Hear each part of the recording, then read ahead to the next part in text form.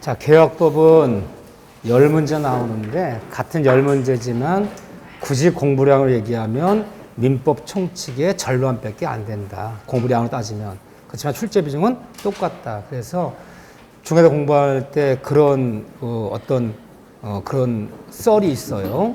합격의 뜻이 있는 분은 개혁법을 열심히 공부하고 합격의 뜻이 있는 것이 아니라 민법 학문의 뜻이 있는 부분은 총칙을 파라는 거야. 총칙을 아주. 그게 굉장히 어렵지만 파면 팔수록 그 알아가는 재미가 굉장히 고차원적인 재미가 있어요. 뭐 선택하시오 알아서. 그런데 개혁법 공부하기 어렵지 않다. 쉽다. 문제도 항상 평이하다. 개혁법은 항상 평이에요. 그래서 개혁법 문제를 많이 맞춰야 돼요. 총칙은 아무리 많이 해도 모르는 부분 끝까지 몰라요. 너무 추상적이어서. 개혁 총론이고 강론이 있는데 총론에서 5문제, 강론에서 5문제, 딱 반씩 나눠지는데 항상 우리가 어딜 들어가면 총론이 먼저 시작돼. 물권법, 총설, 물권법, 총론, 개혁법, 총론. 총설, 총론이라는 파트는 어떤 파트냐? 법률 용어를 해설하는 파트야. 앞으로 각종 개혁에 쓰는 용어들이 있어. 뭐 동시학명권이니, 우연부담이니, 계약체 관리 책임이니, 청약이니, 승낙이 쓰는 용어들이 있어. 모든 개혁에 쓰는 공통적 용어들, 그 용어를 뽑아서 용어의 개념을 정립하는 것이 총론이지, 총론은 실생활에서 막 쓰고 있는 실제적인 문제를 다루는 파트가 아니야. 이 총론이 끝나야지 이제 하나씩 배우라는 거야. 자, 이제 매매 배워볼까? 임대차 배워볼까? 이렇게 배워보는 거예요. 근데 우리는 개혁 강론이라 얘기하지만, 우리 민법 개혁법에는 15가지 계약이 규정돼 있어요. 법조문에. 뭐 고용계약, 뭐 도급계약, 정신정기금, 여행계약도 있어요. 여행계약. 15계약이 규정되어 있는데 그 15계약 중에서 우리 3개만 시험범위야. 야, 난 12개 시험범위가 아니다. 안 배워. 거기서 매매, 교환, 임대차. 3개만 시험범위인데 교환은 출제 비중이 거의 없고 결국 매매, 임대차 2개 계약만 배우는 거야. 그 매매, 임대차 2개에서 5문제. 이 용어 설명하는 계약 총론에서 5문제. 이렇게 요즘 나눠지는데 그럼 계약 총론에 들어가면 전부 다예요. 제일 먼저 나오는 얘기가 계약의 종류, 뭐 유상계약이 어떻고 무상이 어떻고 쌍무 표모 어떻고 이런 얘기 나오고 계약 성립 어디 계약 성립할 것이냐 계약 성립 파트 가면 전 계약 성립에는 의사 실현에 의한 계약의 성립이 있고 이건 제가 기초까지 다 얘기했어요. 교차 청약 계약의 성립이 있고 하나는 쌍마 합의 쌍마 합의에 의한 계약의 성립이 있다. 3가지 계약의 성립이 있다. 또 합의했던 계약 성립 여기서 뭐 청약이 어떻고 뭐 승낙이 어떻고 이런 얘기 나오고 요게 이제 끝나고 나면 계약 체결상의 이 과실책임이라는 파트가 나오고 법조문 순서들이에요. 이게 535조 이 끝나면 순서들 동시 이행의 항명권 얘기 나오죠. 536조 537조 536조 이 끝나고 나면 5번째는 우연부담이라는 파트가 나오죠. 두 조문이에요. 537조, 538조. 끝나고 나면 제3자를 위한 계약이라는 파트가 또 나와요. 539조부터 541조 4조문. 이 끝나고 나면 계약의 해제다, 해지라는 파트 나와요. 여기 543조부터 보통 553조까지라고 그래요. 542조까지구나, 이게. 자, 7파트야. 7파트에서 5문제 나온다. 단문 나오는데, 그러면 이건 반드시 나와요. 해제. 고정. 그런데 계약 해제 파트는 우리 계약 총론 페이지 한 3분의 1을 차지하고 있어. 계약 해제 파트는 20몇 페이지가 넘어요. 가장 많은 양이에요. 법조문이 11개나 있으니까. 가장 많은 양이지만 한 문제. 여기 양이 많다고 해도 2문제, 3문제 나온 적이 없어요. 그러면 계약 총론의 3분의 1 이상을 차지하고 있더라도 한 문제. 그렇지만 어쨌든 결정. 최근에 3자란 계약이 또 빠진 적이 없어요. 최근 7년 연속 나오고 있어. 그럼 5문제, 2문제 결정내요. 2문제. 그럼 나머지가 어디냐? 청약, 승낙 빠진 적 없어요. 그럼 이 5문제, 3문제는 결정 난 거야. 최근에 그 출제 경우를 보면 3문제 결정. 그럼 이제 하나가 어디 나오냐? 제가 볼 때는 최근에 우연부담이 이 동시학명권보다 더 많이 나오기 시작했어요. 과거에는 가장 어려운 동시학명권은 빠진 적이 없어. 최근은 그렇지 않아요. 그래서 우연부담 문제, 동시학명권. 그래서 봐줘야지 이렇게. 여기. 그 다음에 계약 성립해서 뭐 여기서도 한 문제 이렇게 전부 다야. 다네. 죄송해요. 전부 다네. 전부 다야. 그래서 계약 총론은 7파트지만 전부 다다. 그중에 안 중요한 파트 하나 계약 체결 관리 책임. 이게 안 중요해. 계약 체결 책임은 최근 10년 본 시간 한 번 나왔어. 한 번. 의외로 저기 이제 밀려버려. 순서는. 이제 어쨌든 이렇게 좀 보자는 거죠. 자, 계약 총론에서 자, 첫 번째 넘기시면 어디를 먼저 보실 것이냐. 계약의 종류. 물론 기초강의에서 제가 설명드렸지만 이제 계약을 분류해보는 거야. 여러 가지 방식으로. 자, 그중에서 우리 교재 487쪽에 있는 계약 분류 방식에서 가장 중요한 분류 방식은 쌍무계약이다. 자, 기초강의에서 해봤어요. 쌍무계약이다. 편무계약. 쌍무, 편무.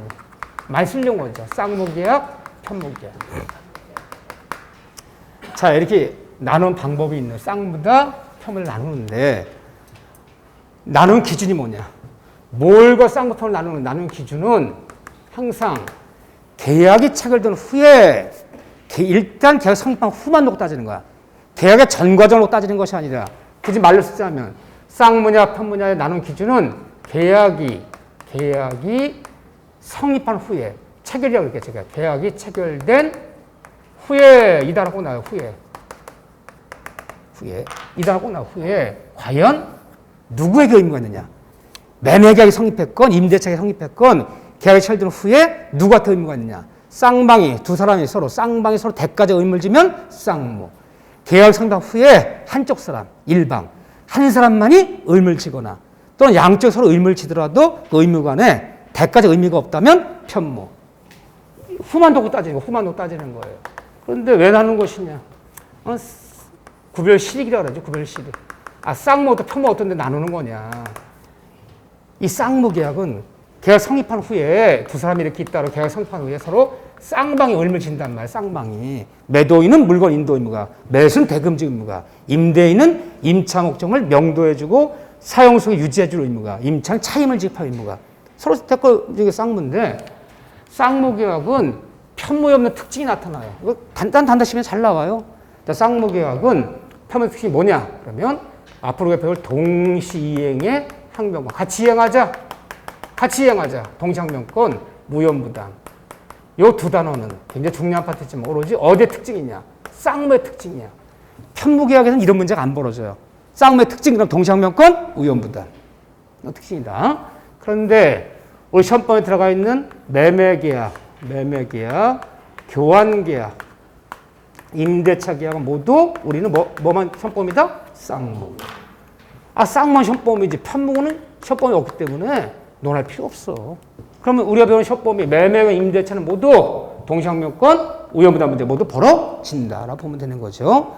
두 번째는 또 계약을 분류할 때 계약을 유상계약이다, 무상계약이다. 그전 제가 유상부담 가르치면서 출연계약, 비출연계약까지 다 가르쳤어요, 예전에는. 근데 안 나와, 이제 그래, 추상적인 얘기들. 다 흘러간 유행가야. 간단하게 모르는 중. 저는 필요한 것만, 시험에 필요한 거 가르치지, 안다고 다 가르치지는 않아요. 그럴 필요가 없어.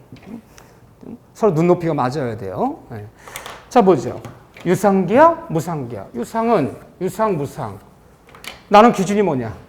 뭘 나누는 거냐, 유상, 무상은? 자, 보세요. 계약의 전 과정을 통해서, 계약의 전 과정을 통해서, 이게 중요한 얘기야.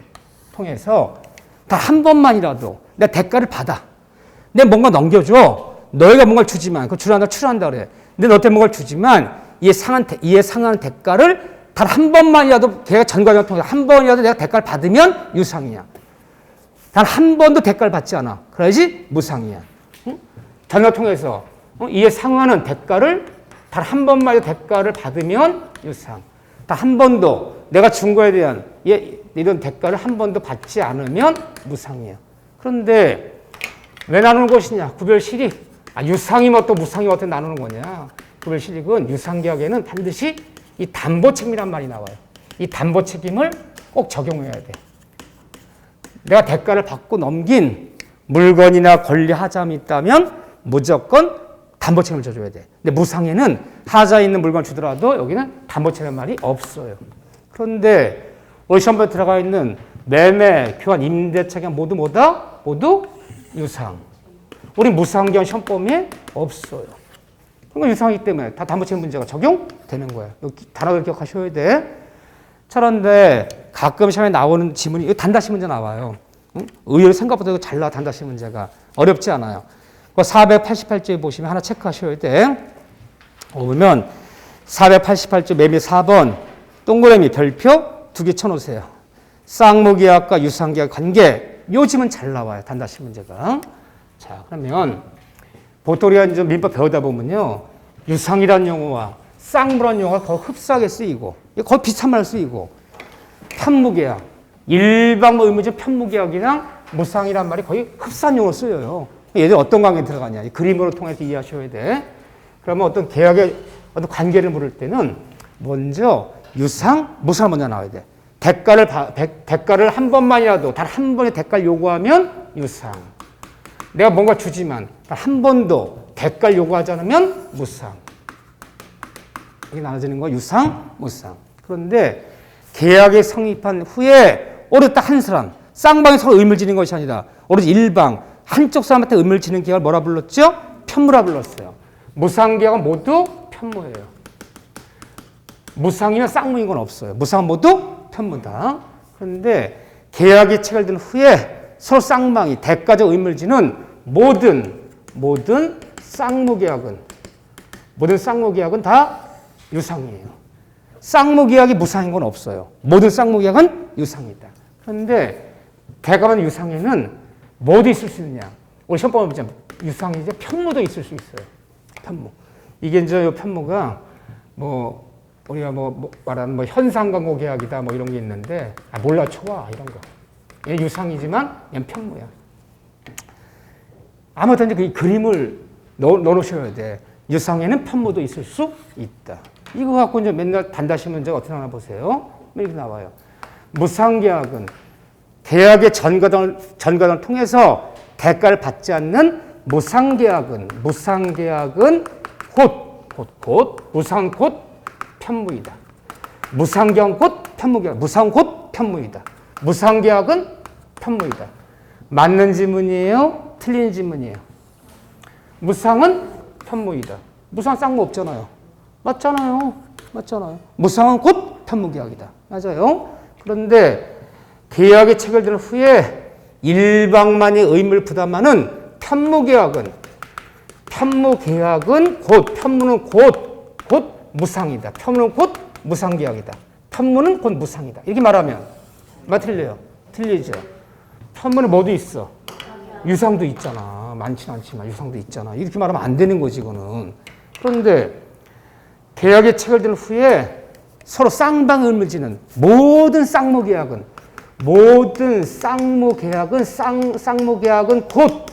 곧 유상이다. 쌍무는 곧 유상계약이다. 쌍무는 유상이다. 맞아요? 틀려요? 맞잖아.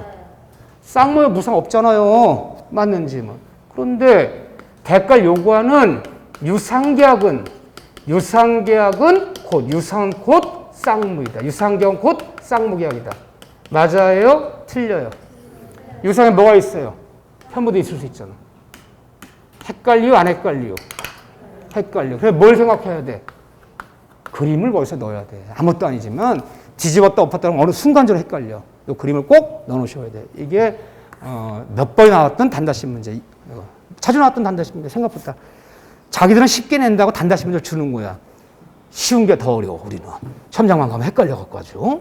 그림을 꼭 넣어놓으시고 나머지는 한 번씩 읽어보시고 넘기시면 계약의 성립이란 파트가 있죠.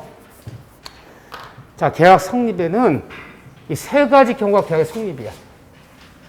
이 세 가지 계약 성립이다. 쌍방 간에 팔겠다, 사겠다. 합의가 이루어지면 계약이 성립해요. 근데 이건 합의에 계약 성립. 그렇지만 이 특수한 계약의 성립이라는 게 있어. 이 특수한 계약 성립이야. 합의가 이루어지지 않아도 법률 규정에 따라서 계약 성립한 걸 취급하는 게 있어. 이게 두 가지가 있다. 그래서 의사실현 계약 성립, 교체 청약. 봅시다. 어렵지 않아. 근데도 나오면 중요한 거야. 나오면. 어렵고 쉽고가 중요한 게 아니라 우리 교재 어디 있냐면 497쪽에 있어요. 의외로 잘 나와, 의외로. 아무것도 아닌데. 기타, 합의가 이루어지지 않았어. 합의가 이루어지지 않게 성립하는 기타 그 밖에 계약의 성립이 있어. 자, 1번에 의사 실현행 계약의 성립. 은근히 잘 나왔잖아. 의사 실현 계약 성립. 자, 어떤 경우냐. 532조인데, 자, 물론 기초강에서 했어요, 제가. 의사 실현행 계약 성립. 532조에 보면, 우리가 사회생활 할 때, 관행이라는 게 있어, 관행. 관례. 관행, 관례에 따라 원래 계약이 성립하려면 의사표시가 있어야 돼. 팔겠다, 청약, 오케이, 사겠다, 승낙. 의사표시 있어야지 합의가 이루어지는 거야. 의사표시 없이는 계약 성립할 수가 없는 게 원칙이에요. 청약이다, 승낙이다. 근데 얘는 관행, 관례에 따라 굳이 승낙한다, 오케이랑 승낙한다는 의사표시가 없더라도 내가 입으로 승낙한 오케이라고 의사표시 하지 않아도 관행, 관례에 따라 계약은 성립한다는 거야. 이 의사표가 없더라도 계약은 성립한다. 시점 언제냐? 시점은요.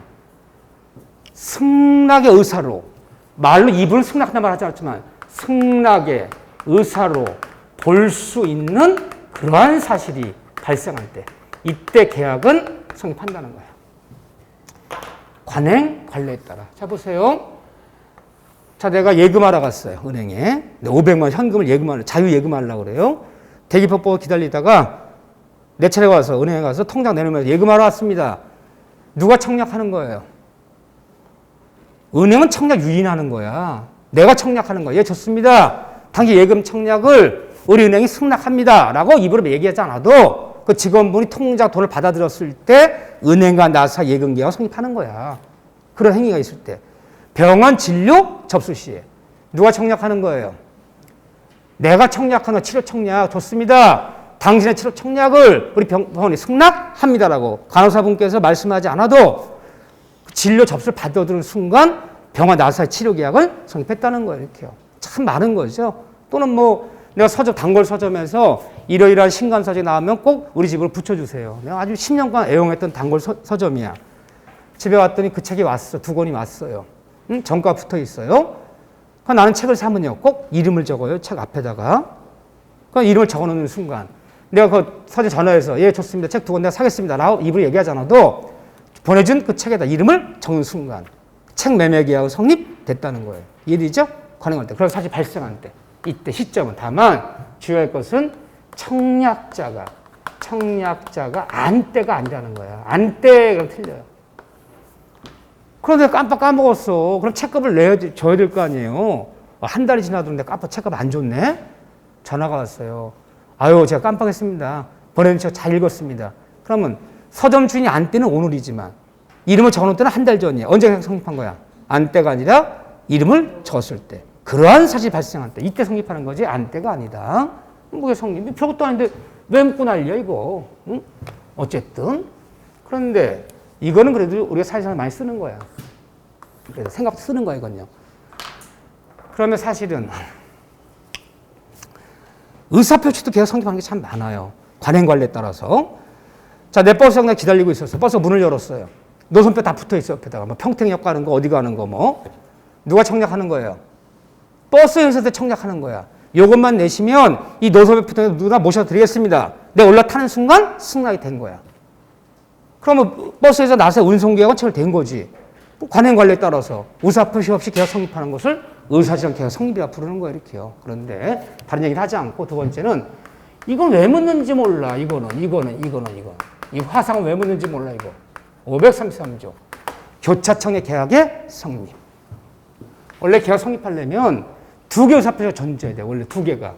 2개의 의사표시가 원래는 존재해야 되는 거야. 청약이다, 승낙이다. 이 두 존재해야 되는데, 그래야지 계약 성립하는 건데, 이 교차 청약은요, 형식적으로는요, 청약, 승낙이 존재해야 돼. 팔겠다, 사겠다. 이게 존재해야 되는 건데, 형식적으로는 2개의 청약만 존재하지, 승낙이 존재하지 않아. 형식적으로는. 청약, 승낙이 2개가 존재해야지 계약 성립하는 건데, 2개 청약만 존재하지, 승낙이 존재하지 않는데, 승낙이 존재하지 않아요. 그렇더라도 실질적으로 서로 그 내용이 일치하고 이걸 객관적 합치라고 해요. 객관적. 청약, 승낙에서 내용이 일치하고 사람이 일치해요. 이 사람이 일치하는 것을 주관적 합치라고 불러. 원래 계약 성립한다는 것은 청약, 승낙이 서로 내용이 일치하는 객관적 합치가 있어야 되고 사람이 일치하는 주관적 합치가 있어야 되는데 두 개의 청약만 존재하더라도 실제로 이 두 가지가 모두 일치한다면 양 청약이 시점 계약 성립한 시점을 각각 물어요. 시점은 양 청약이 도달한 날에 양 청약 도달한 얘기는요. 두 청약 중에서 마지막 청약이 발신한 날이 아니라 도달한 날에 이 날의 계약은 성립했다. 이 날의 계약 성립 시점이야. 양 청약이 도달한 날에. 근데 왜 이걸 내는 걸 내가 반대하는 거냐면 그러니까 민법학자들이 욕을 먹는 거야. 왜 욕을 먹냐면 대한민국 민법학자들은 법대 노스쿨 민법학자들이 있어요. 판사 변호사 애들이 취급을 안 해. 대학 교수들은. 왜? 이론만 맨날 하고 있지 실질을 모르니까 이게 무슨 의미인지를 몰라요. 대한민국에서는 판검사가 돼야지만 연수가 2년 연수받고 재판을 다루고 하면 이게 이런 의미구나 아는데 그냥 학문적인 얘기만 알아. 학문적인 얘기. 법대도 동창들이 많잖아요. 동창역 교수하는 애도 있고 붙어서 판검사 하는 애도 있고 있잖아요. 이리 만나 무슨 얘기를 하면 대학 교수 얘기하면 듣지도 않아. 다. 듣지도 않아. 말 같지도 않다고. 왜? 그래서 학문적으로 보는 거야. 또는이야. 그리고 이건 본다다? 이건 추정한다다? 그런 게 중요한 게 아니야. 그것이 실사에서 어떻게 영향을 미치는지 잘 모르는 거야. 왜? 이거랑 마찬가지 선비가 공부를 많이 했어요. 그럼 어떻게 해야 돼? 그건 뭐냐면 세상에 출사해서 내 지식을 펼쳐봐야 되는 거야. 근데 이 대한민국 사법고시를 예전에 못 붙으면요. 출사를 못 해. 그러니까 실질적으로 생활에서 돌아가기 무슨 의미인지 잘 몰라. 이거 왜 내고 난리야, 이거를. 중경법 볼 때 이런 일 없어요. 민법이 제정되던 60년 1월이라는 우리가 팩스미 없어, 핸드폰 없어, 이메일 없어, 전화 없어. 뭐든지 계약을 뭐로 맺어요? 우편으로 계약 맺어, 우편으로. 부산 사람한테 청약해요. 야, 너에게 이런 조건으로 팔겠다. 응? 너 생각해서 100만 원에 사라 라고 청약했어요. 그게 2박 3일, 3박 4일 걸려요. 편지 받았어. 전화가 있어야지 오케이 산다는 말을 하지. 핸드폰 있어야지. 팩스가 있어야지 사겠다고 승낙서를 보내지. 다시 어떻게 오케이 내 살게. 다시 편지로 보내는 거야. 이 우편 갖고 계약받던 시절을 얘기하는 거지 교차 청약이. 이거는 지금도 쓸 수 있는 얘기지만 보세요. 어떤 일이나 보세요. 갑이라는 애가 서울 사는 사람인데 부산 사는 애한테 이 물건 너에게 팔겠다. 너 500만 원 사라. 500만 원에 사라. 이게 청약하는 거야. 사라. 응? 이 조건 팔겠다라고 5월 20일 날 청약했어. 이것이 5월 24일 날 도착할 거야. 근데 얘도 마침 전화는 없어. 절대 전화하면 안 돼. 응?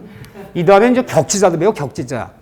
격지자라는 개념이 어딨나. 격지자라는 것은 한번 의사표시하면 4박 5일씩 5박 6일 걸리게 격지자야. 남극에 가 있어도 화상통화 다 해, 지금. 다 소통돼. LA에 있는 애한테 택시 보내면 돼, 이메일 보내면 돼. 무슨 격지자가 어딨나. 옛날에 가발 공장 하던 시절에 수출 오더 넣는다 그래요. 그럼 기다리는 거야. 보름이고 뭐고. 미국으로 오더 넣고 기다려. 팩스가 있나, 핸드폰이 있나, 이메일이 있나. 그럴 때 격지자가 있는 거지. 지금 격지자도 없어요. 그러니까 여기 쓰는 용어들. 여러분들 계약 청년 배울 때 잘 이해가 안 되면 격지자가 어떻고, 교차 청약이 어떻고, 지연 연착이 어떻고 그러면 때는 언제다? 60년을 상상하셔야 돼. 뭐든지 우편으로 계약 맺을 때, 우편으로. 그렇지 않고 이해가 안 돼. 그러니까 이런 건 내면 안 된다는 거야, 저는. 중경을 볼 때 이렇게 계약서 쓸 일이 없어요. 너 사라. 500만 원 팔겠다. 팔겠다. 청약한 거야. 근데 마침 얘도, 얘가 이 물건을 예전에 2달 전에 만나서 이 기계 하나 판다 그랬는데 기계가 필요하네. 전화 없어. 절대로 하면 안 돼. 5월 20일 날 우체국 갖고 너 500원 팔아라. 내 500만 원 네 기계 팔아라.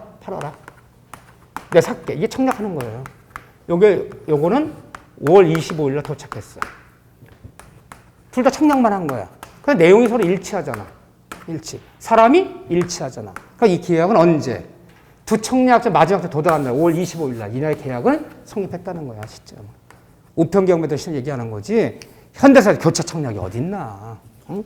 핸드폰 놀고 있나? 이메일은 놀고 있나? 팩스는 놀고 있나?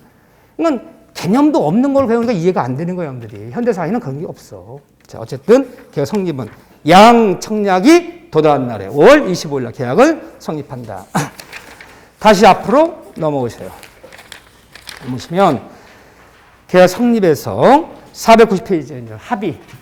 이런 특성 계약들은 우리는 대부분 청약이다, 승낙이다. 청약, 승낙이 서로 합의가 된 날에 이 합치가 되면 계약 성립하는 것이 99%야, 사생할 때는. 청약, 승낙이 서로 합치가 돼야 돼. 합치됐다는 것은 청약, 승낙이 서로 내용이 일치하고 팔겠다 1억 원에 사겠다 9천만 원에 승낙 들어가서 내용이 일치 안 하잖아요. 내용이 일치하고 계약 성립한 게 아니지. 사겠다 1억 원에 청약, 승낙 내용이 일치하고 그리고 사람이 일치해야 돼요. 원래 계약 성립은 원칙을 얘기하는 거야. 갑이 을에게 청약해. 야, 중고차를 친구야. 너 운전면허 땄다며. 초보는 중고차 갖고 해야 되는 거야. 마침 내가 새 차 살라 그러는데 너 내가 사온 중고차 1,000만 사라. 3만 원에 사라라고 청약했어요. 오케이. 내가 1,000만 원에 사겠다. 그러니까 서로 내용이 일치해요. 누가? 을이 아니라 을의 옆집 사는 병이 승낙했어요. 이 계약 성립된 거 안 된 거예요? 안 된 거야. 원칙 따지면. 을한테 청약하면 을이 승낙해야지. 병이 승낙했잖아. 이 병은 모르는 사람이야. 내가 친구니까 1,000만 원이라는 거지. 친구가 아니면 1,050만 원을 받을 수도 있는 거야. 을한테 청약하면 을이 승낙해야 되는 거지. 병이 승낙했더라. 내용은 일치하다. 사람이 일치하지 않으면 이 계약 성립된 게 아니야. 얘가 양해해서 예 좋습니다 라고 다시 할 때까지는 이건 계약 성립이 아니야. 그래서 사람도 일치해야 돼. 을한테 청약하면 누가 승낙해야 된다? 을이 승낙해야지. 병이 승낙하는 것은 사람이 일치하잖아. 그러면 계약 성립이 아니야. 내용뿐 아니라 사람까지도 일치가 돼야 돼. 이 사람이 일치되는 걸 주관적 합치라고 불러요. 이 두 가지가 있을 때 계약 성립하는 게 이게 원칙이야. 이게. 자, 그런데 그런 얘기가 나와 있는데 첫 번째 논점이야. 491쪽에 불합의. 그 불합의에서 쭉 내려보면요. 거기 2번에 무시적 불합의, 숨은 불합의 별표 하나 치세요. 여기에 무슨 사회 문제가 깊게 나온 것도 아니고 단다시 문제들이야. 근데 5문제 중에 2문제는 일단 단다시 문제 주고 가요. 숨은 불합의. 그 밑에 3번에 차고 동그라미 치세요. 별표 채워놓으세요. 그래서 거기다가 숨은 불합의와 차고는 다른 개념이다. 숨은 이 불합의라는 거, 불합의와 차고는 전혀 개념이 다른 거야. 같은 개념이 아니에요. 자, 무슨 말인가 보세요. 숨은 불합의란 말이 뭐냐. 용어를 붙여야 돼. 이게 숨은 불합의를 무의식적 불합의라고 불러요. 무의식적 불합의. 의식을 못하고 있다는 거야. 자, 계약이 성립이 되려면 뭐가 이루어져야 돼? 성립되려면. 쌍방간에 합의가 이루어져야 되는 거야. 청약이다, 승낙이 갑과리 합의가 이루어지면 계약 성립하는 건데 이 무의식적 불합의는 다른 말로 숨은 불합의는 겉으로 볼 때는 쌍방간에 이제 갑과리 있다 칩시다. 갑과리 이렇게 있는데 쌍방 겉으로 볼 때는 합의가 이루어진 것처럼 이루어진 것처럼 보였어요. 겉으로 볼 때 합의가 이루어진 건데 실제로는 네 마음과 내 마음이 서로 일치가 안 된 거야. 겉으로 볼 때 합의가 이루어진 것처럼 보였지만 실제로는 갑과 을이 네 마음 내 마음이 서로 실제로는 일치하지 않은 거. 네 의사와 내 의사가 실제로는 일치하지 않은 거.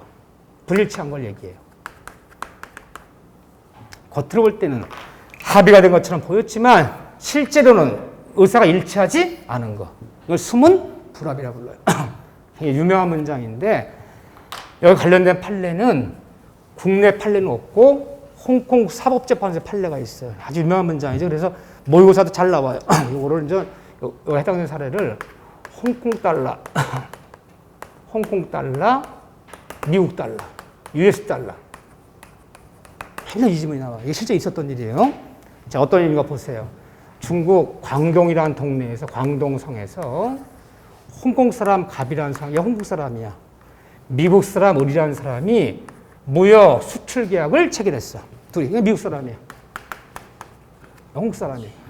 서 밀고 당기다가 좋다. 물건은 단가는 개당 굳이 말하자면 하나당 납품 하나당 2달러씩 예를 들면 100만 개를 그럼 얼마 총 매매 대금은 200만 불에, 우리말로 200만 달러에 언제까지 사업 팔기로 언제까지 납품하기로 하자. 오케이. 도장 찍었어. 도장 찍어서 둘이. 겉으로 볼 때는요. 200만 불에 도장 찍었어. 내용이 일치하고 사람이 일치해요. 그런데 실제로는요. 이 홍콩 사람은 이 달러가 뭐였느냐. 이 달러가 얘는 당연히 US 달러로 의미하는 거였어요. US 달러 2달러면 우리 홍콩 달러 약 3달러 조금 안 되니까 내가 비싼 가격에 물건 팔았다. 라고 생각했어요. 이 미국 사람은 이 달러가 무슨 달러였느냐. 마음속으로 US 달러가 아니라 홍콩 달러 의미하는 거였어요. 얘는 홍콩 사람의 계약 맺을 때 한 번도 US 달러 결제한 적이 없어. 늘 현지 달러 결제했어. 야, 홍콩 달러로 개당 2불이면 우리 US 달러로 한 1.5불이 좀 안 되는 거니까 내가 싼 가격에 잘 수입했네. 서로 흐뭇했어. 더나 얘는 그날 술 취하고 골든벨도 울렸어. 골든벨도요. 기분 좋아갖고요. 200만 불. 응? 골든 울렸어. 겉으로 합의가 된 거야 지금. 근데 실무자를 만나는 과정에서 이게 밝혀진 거예요. 무슨 소리 하느냐. 우린 당연히 US 달러였다. 아, 무슨 소리 하느냐. 우린 당연히 홍콩 달러였다. 그럼 네 마음과 내 마음이 실제로 일치하네요. 일치 안 하잖아요. 겉으로 볼 때는 합의된 것처럼 보였지만 실제 네 마음과 내 마음이 일치하지 않은 사건. 홍콩 달러, 미국 달러. 이게 수음불합이라 불러요. 이걸 이렇게 불러요. 무죄불합의는 국제사법재판 재판이 어떻게 나왔냐. 이것은 계약의 불성립이다. 성립이 안 된 계약이라는 뜻이야. 불성립이다. 성립이 안 됐대요. 성립이 안 된 계약은 수음불합은 계약의 불성립을 취급해요. 겉으로 볼 때 합의된 것처럼 보였지만 실제 내 마음과 내 마음 일치하자는 수음불합은 계약의 불성립이라는 게 거기 홍콩 사법재판의 판례예요.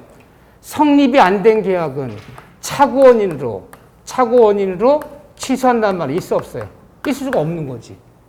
착오는 뭐예요? 일단 성립이 되어서 일단 계약이 유효했을 때 유효해야지 취소한다는 말을 쓰는 거지. 성립도 안 된 계약을 취소한다는 말이 있을 여지가 없잖아요. 따라서 수문불합의는 착오의 문제가 발생할 여지가 없다.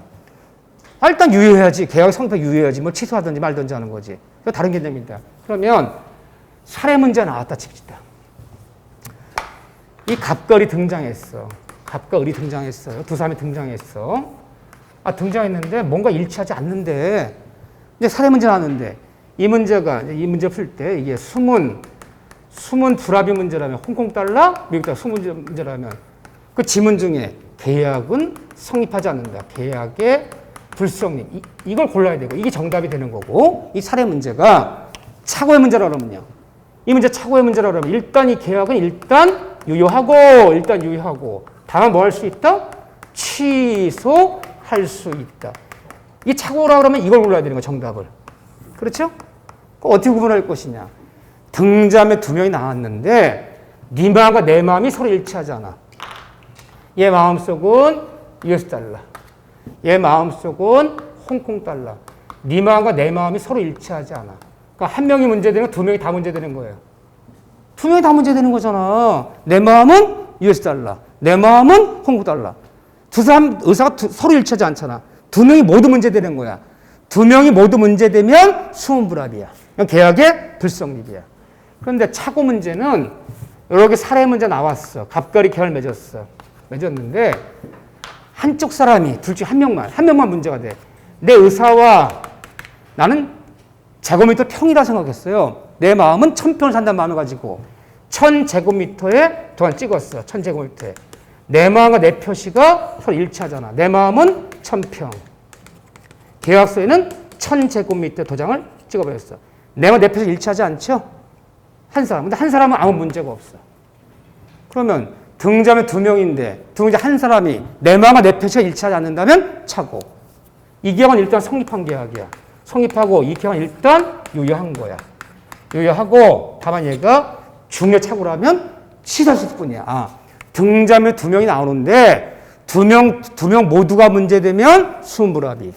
둘 중 한 명만 문제되면 착오. 이렇게 구분하셔야 돼. 개수를 놓고. 이거 굉장히 유력한 문제들이에요. 요즘은 이런 걸 잘 내요.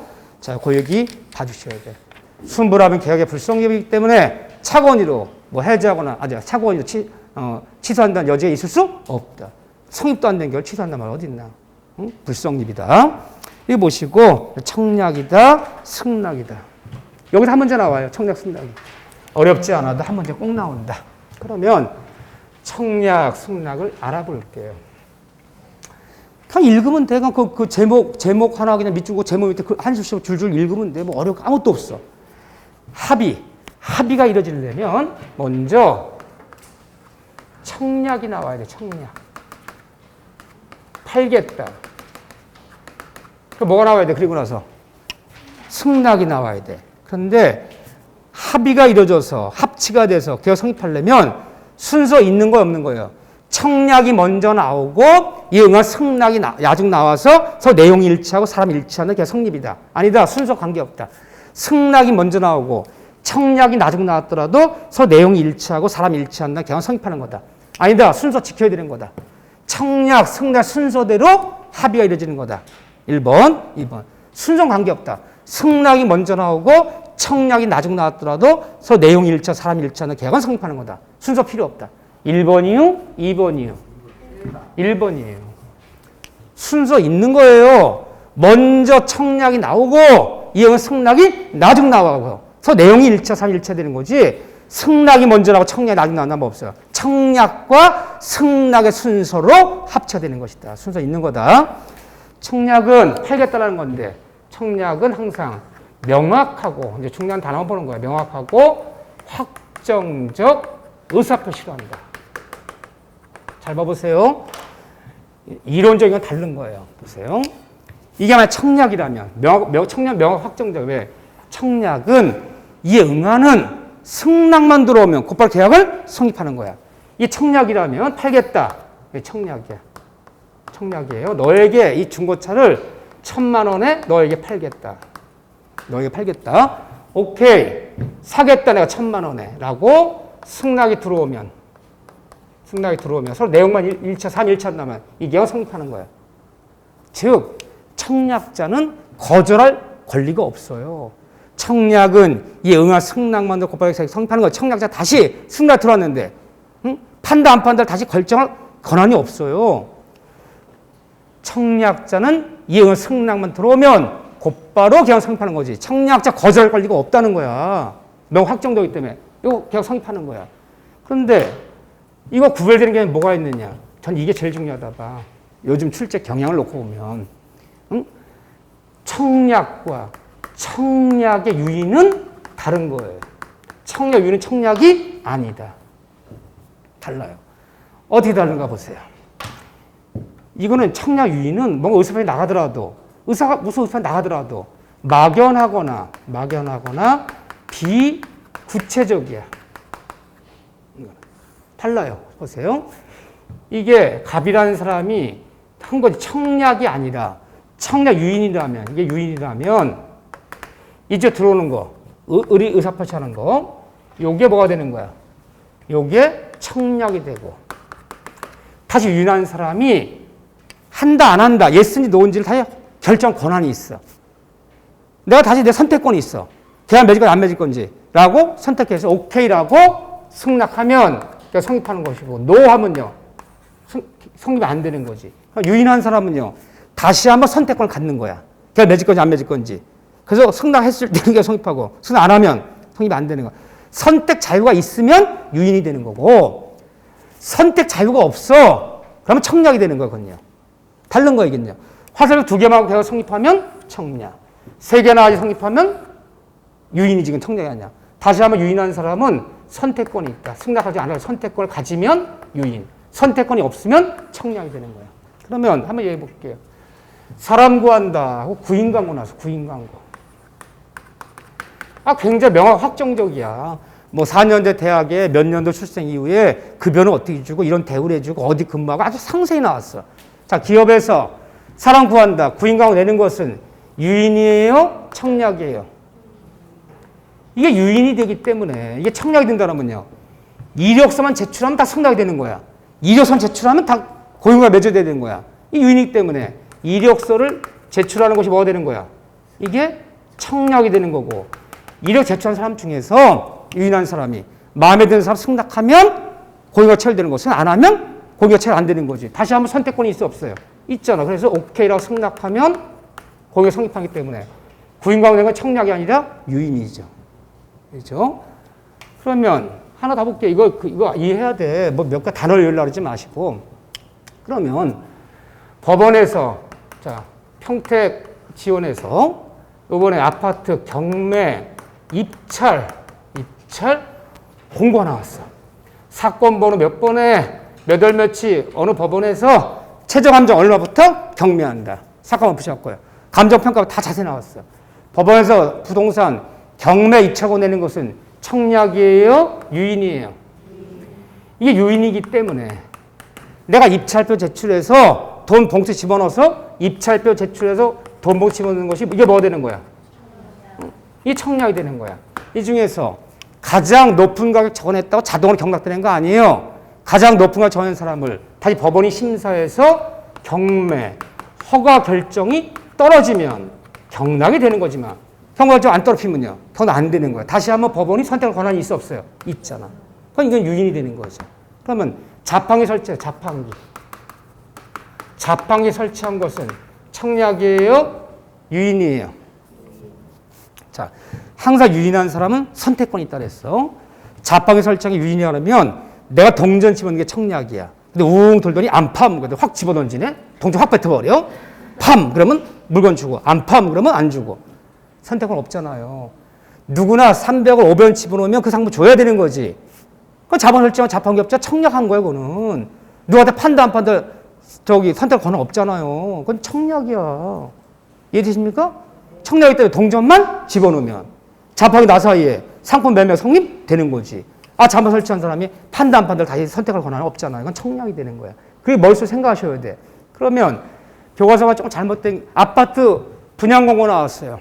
어디는 아파트를 분양소 이렇게 몇 월 며칠에 분양한다. 분양 공고 내는 것은 유인이에요? 청약이에요? 유인이 되기 때문에 내가 청약 집어넣는 거지. 그 중에서 뭐 이렇게 뭐 해서 걔들이 오케이 하면 청약 당첨됐다 그러는 거고 걔들이 노 하면 안 되는 거. 그렇죠. 다시 골라야 되잖아, 걔들이. 그러니까 아파트 뭐 분양 공고는 청약, 유인이 청약이에요. 이 청약이 된다면 내가 제출한 거 승낙이 돼서 그냥 계약 성립해야죠. 한 번 더 필요하잖아, 그런 절차가. 이해되죠? 그러면 정찰을 붙여서 상품 진열하는 것은 백화점에서 마트에서 정찰을 딱딱 붙여놓은 것은 청약이에요? 유인이에요? 청약이에요.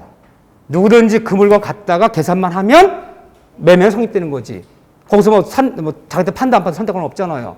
그런데 정찰 붙지 않고 상품을 진열해놨어. 동대문시 남대문 시장에 막 상품 진열해놨어. 아저씨 이 잠바 얼마예요? 라고 묻는 게 청약이야. 그 아저씨가 유인한 거야 지금. 가격 안 붙여놨어요. 예, 3만 원입니다.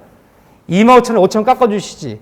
예, 좋습니다. 라면 되는 거지만 안 됩니다. 라면 그거 못 사는 거야. 보세요. 정찰 붙여놓은 것은 청약. 그냥 상품 진행한 것은 유인이야. 그게. 청약이 아니야. 이해되죠? 네, 화살표가 한 번 더 나와야 돼. 선택 권한이 있으면 유인. 선택권이 없으면 청약. 과거에는 우리가 옛날 제가 가르칠 때는 10년 전만 해도 우리 기차 타라고 하면 기차 시간표라는 게 있어. 뭐 KTX 무슨 뭐 새마을 열차 뭐 몇 시 몇 분에 떠나고 요금이 얼마고 이걸 청약 유인이라고 그랬다고 예전에는. 그건 청약이에요. 지금 어디 인터넷 들어가면요. 나 예매하면 자리 남았어. 예매하면 다 되는 거지 그게. 걔들이 기다리세요. 그러더니 당신한테는 예매 안 해드립니다. 그런 거 없잖아요. 누구나 그 가격 내고 그 자서 클릭하면 돼야 되는 거지. 다시 철도청에서 승낙한다 안 한다를 다시 논할 권리가 없잖아요. 그럼 요즘은 청약이 돼버리는 거야. 이제 인터넷이기 때문에. 누구나 클릭해서 그 가격만 결제하면 다 너 사의 기차 예매 경우 성립하는 거지. 뭐 철도청에 다시 뭐 사람 선택할 권한 없잖아요. 이해되죠? 그래서 요즘은 시간표를 게시하고 요금을 게시한 것에서 인터넷 올려놓은 것은 그건 청약이다 이제는. 유인이 아니다 이제는요. 그것만 클릭하면 당연히 나 사회와 당신의 계약은 체결돼야 되는 거야. 선택권이 없잖아. 그럼 청약이 되는 거예요. 자, 요 유인 얘기 좀 봐주시고 그 다음에 오른쪽 페이지 보세요. 청약 상대방 누구한테 청약할 것이냐. 상대방은 꼭 특정인이 아닌 잘 봐보세요. 청약의 상대방 누구한테 청약할 것이냐. 이 상대방을 우리가 뭐라 불러요 보통? 승낙자라 불러요. 승낙자라고. 이렇게 많이들 이름 써 그러는데 정식적인 법률 용어는 청약받는 가족한테 청약했어. 그 청약받는 을을 이 사람을 청약 수령자라 불러요. 우리가 승낙자라 그냥 부르는데 법조문에는 이런 용어가 없어. 받는 사람, 청약을 받는 사람, 청약 수령자는 꼭 특정인이 아니어도 청약 수령자는 불특정 다수인이어도 된다, 안 된다? 된다. 불특정 다수인에게도 청약할 수 있다, 없다? 있다. 마트에서 백화점에서 정찰을 붙여놓은 곳은 누구든지 가격만 내면 팔겠다. 또는 중개사 사무실 앞에 유리창에 무슨 아파트 전세 얼마, 반전세 얼마, 매매 얼마 이거 붙여놓은 거든요. 누구든지 가격만 내면 전세 놓겠다. 누구든지 가격만 내면 팔겠다. 그 유리창에 붙여놓은 게 바로 불특정 다수된 청약이야. 가능하다. 그런데 뻔한 데가 틀려. 그래서 내가 주의할 건 주는 거야. 청약 유인을 구분하는 거. 자, 시험 문제가 청약하는 청약자는 특정인이 아닌 청약자는 불특정 다수인도 가능하다. 맞아, 틀릴까요? 틀려. 청약하는 사람은 뭐여야 돼? 청약하는 사람은 특정인이어야 돼. 불특정 다수인이 청약한다라면 불특정 다수인에게 청약하라는 거잖아요. 그런 말은 없어. 청약하는 사람은 꼭 특정인이어야 돼. 상대방은 불특정 다수인에도 무방해. 청약 상대방은 이 관계없어. 청약하는 사람은요. 특정인이어야지. 불특정 다수인도 청약자가 될 수 있다면요. 상대방은 누구한테 청약하라는 거야? 불특정 다수인에게 청약한다는 말은 없어. 그래서 청약의 상대방은 청약 수령자는 불특정 다수인이어도 무방하나 청약하는 사람은 팔겠다 말하는 사람은 청약자는 특정인이어야지. 청약하는 사람이 불특정 다수인이어도 관계없다는 얘기는 아니야. 얼마나 숱한 분들이 눈물을 뿌릴까? 이런 건 조심하셔야 돼. 여기 깊은 일은 가불병이 나오겠습니까? 판례가 나오겠습니까? 조심하셔야 되고. 네 번째, 청약의 효력 발생 시기. 의사표시는 잘 봐보세요. 모든 청약은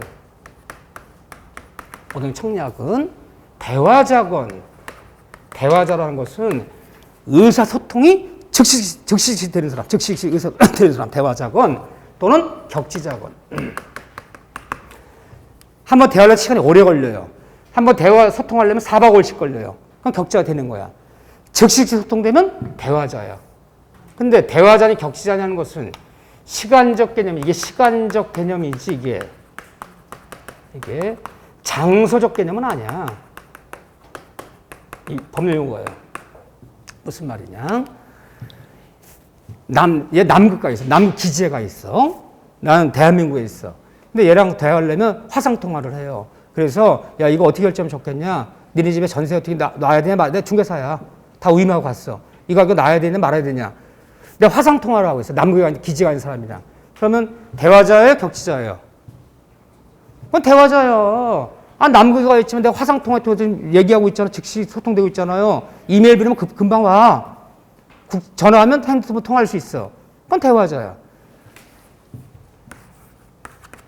둘이 옆집 사는 사람이야. 둘이 옆집 살아요. 오래 살았어. 굉장히 친해. 형님 동생하고 아주 몇 년간 아주 너무너무 친하게 지냈어. 얼마나 친해요, 둘이? 둘이 서로 창자를 잊고 살아. 창자 잊는 거 몰라요? 서로 창자 잊으면 네 속 내 속이 없어. 아주 내 속에 있는 게 다 해. 내 속 다 알아. 아주 창자를 잊고 지내. 아주 속을 잊고 지내. 무지만 친한 사람이었어. 싸웠어요. 대판 싸웠어. 내가 너한테 말을 걸면 인간이 아니다. 내가 너한테 먼저 말하면 난 네 자식이다. 지금 대판 싸웠고요. 6개월째 말을 안 하고 있어, 지금. 사소한 일로 싸웠다, 큰 일로 싸웠다. 다 아시는구나. 사소한 일로 싸우지 마셔. 응? 정말 큰 일이야. 이건 내가 평생 죽을 때까지 잊을 수 없는 일이야. 그건 싸울 수도 있어. 근데 10년 지나면 뭔 일인지 기억도 안 나. 그런 거 싸우는 거 아니야. 그거 항상 소인배가 작은 일 갖고 싸우는 거야. 노래방 가서 왜 2절 부르고 지랄이야. 그때부터 싸워갖고 또 난리 나가고. 응? 별거 아닌 것 같고. 응? 왜 나 빼놓고 니네끼리 밥 먹으러 왔어. 또 그런 것 때문에 또 삐지고. 그건 속이 너무 작은 거야. 그런 거 싸우지 마. 싸웠어. 아주. 그런데 6개월 전에 공동 구매해서 공동을 어떻게 하자? 이런 게 있었어요. 연락이 와서 어떻게 다 보내려 했더니 말 안 한다 그랬잖아요. 근데 이 물건을 사고 싶어. 얘가 우체국 가서 편지 썼어. 등기표를 보냈어요. 살 거냐? 인간아. 딱 두 마디야. 이게 또 2박 3일 거리 들어가네, 옆집으로. 사고는 싶어. 근데 말하면 안 된다 그랬잖아. 다시 답장 보냈어, 우체국 가서. 산다, 인간아. 산다, 인간아. 한 번 쓰면 4박 5일이 걸리네? 얘네 뭐예요, 이거? 격지자야. 그러니까 장소적 개념이야, 시간적 개념이야. 한 번 소통하려면 4박 5일 걸리면 오래 걸리면 격지자. 즉 소통되면 대화자. 근데 현대사회에 격지자는 없어. 우편으로 하던 시절에 격지자가 있는 거지. 무슨 뭐 미국 사람과 무역 거래가 맺어도 다 대화자야. 이메일, 핸드폰, 뭐 노나, 팩스밀리. 대화자, 격지자 자체가 없어, 현대사회에서는. 60년대 얘기야, 지금. 근데 어쨌든 모든 청약은 대화자건 격지자건 다 언제 효력이 있는 거야? 도달시에. 도달시에 효력이 발생하는 거야. 도달주의야. 즉 청약은 발신주 예외가 없어요. 절대. 모든 청약은 대화자건 격자건 도달시에 그 효력이 발생한다. 발신주 없어요. 청약은. 근데 이 다음에 배우면 승낙은 발신주가 있어. 격자끼리는 너무 시간이 많이 걸릴 때 531조에 격자끼리 너무 시간이 걸리기 때문에 상대 승낙자가 발했을 때 발신 시에 계약을 성립하자. 너무 시간이 많이 걸리니까 격자끼리는 승낙을 발했을 때 그때 계약 성립하기로 하자. 시점을 좀 땡겨주자. 승낙은 발신주의가 있을 수 있어, 격자에서. 근데 청약은 대화적, 격자는 다 도달주의예요. 그런데 도달 효과가 뭐냐? 바로 이어성곡이 나오네. 청약의 구속력, 5번에. 별 얘기도 아니야. 청약의 구속력. 이거 중요해요, 이거. 청약의 구속력, 다른 말로 청약의 비철회성. 이렇게 불러, 비철회성. 어떤 경우냐? 이 도달된 청약은 일단 도달이 되었어. 도달이 되었다면, 일단 청약이 도달됐다면 효력이 발생된 거죠? 발생했다면, 도달된 청약은 청약자도 임의로 내 맘대로 철회할 수 없다. 도달된 청약은 내 맘대로 철회할 수 없다. 비철회성. 누굴 보호하기 위해서? 상대방을 보호하기 위해서. 상대 보호제도야. 무슨 말이냐. 자 보세요. 도달된 청약은 내 맘대로 임의로 철회하면 안 돼. 상대방 잘못하면 큰 해를 받게 돼요. 자, 부산인한테 청약했어. 야, 내가 미국에서 이런 제품을 수입하는데 너에게 부산 청판권을 주겠다. 그 대신 초도 물품비용 3억 구입해주고 이런 매장 얻어야 돼. 모든 걸 너한테 주겠다. 내가 청약하면서 자세한 것은 3월 15일까지는 결정해달라. 라고 승낙기간을 정해. 3월 15일까지는 결정해달라. 승낙기간을 정해서 청약했단 말이야. 3월 15일 결정해달라. 그러면 청약받은 상대방이, 수령자라고 불러 상대방이 뭐 할까요? 조사해야죠. 지금 2월 22일인데 3월 10일 값을 결정해달래. 그러니까 정말 이런 사업이 될만한 사업인지, 내 돈이 모자라던 돈을 어떻게 빌릴 건지, 사무실 이 정도 얻는데 얼마 드는지, 언제까지만 결정하면 돼요? 3월 15일까지 결정하면 되잖아요. 결국 그렇게 정했잖아, 기간을. 그래서 해야겠다 싶어서 여러 군데 임대할 사무실도 알아보고 직원도 어떻게 할 건가 알아보고 돈이 모자르면 대출도 알아보고 다 했어. 근데 갑자기 3월 12일 날 철회야. 다 없었던 일이야. 그래버리면 상대방 예측 못한 손해를 볼 수 있는 거야. 그래서 도달된 청약을 승낙이 정했다면 그 정한 기간에 네 맘대로 처리할 수는 없어. 정하지 않았다면 상당 기간 내는 처리할 수 없다는 거야. 상대방을 보호하기 위해서. 이걸 청약의 비철성이라고 부르는 거야. 이해되시죠? 정했다면 이 기간 내는 임의로 내 맘대로 처리할 수 없어. 기간을 정하지 않았다면 상당 기간 내는 도달된 청약은 임의로 내 맘대로 처리할 수는 없어. 물론 상대방이 동의해주면 처리할 수 있지. 그거야. 근데 내 맘대로 처리할 수는 없다는 거야. 청약의 구속력, 비철회성. 누굴 보호하기 위해서? 상대방을 보호하기 위해서. 그러더라는 거예요. 자, 승낙 얘기 좀 쉬었다가 오늘 승낙 좀 이따 보자고요. 저는 어려운 데를 중요시 여기지 않아. 오히려 쉬운 데를 반드시 맞춰야 돼. 어차피 동시항명권 이런 거 가끔 나와서 어렵게 나오면 너나 나나 코끼리 다리 만지기야. 근데 늘 어렵고 쉽고가 아니라 나온 데 정해져 있어. 여기서 좀 이따 내가 이제 뭐 어떻게 해볼 것이냐. 좀 이따가 이제 약관까지 볼 거야. 여기서 무조건 두 문제 내고 가요. 서론 파트에. 남은 세 문제가 이제 해제, 동시항명권, 우연부담, 삼절하게 이 네 파트에 세 문제 나와. 두 문제 여기를 맞고 들어가야지 일단. 어려운 데가 중요한 게 아니다. 자, 10분 쉬었다가 나머지 정리하도록 하겠습니다.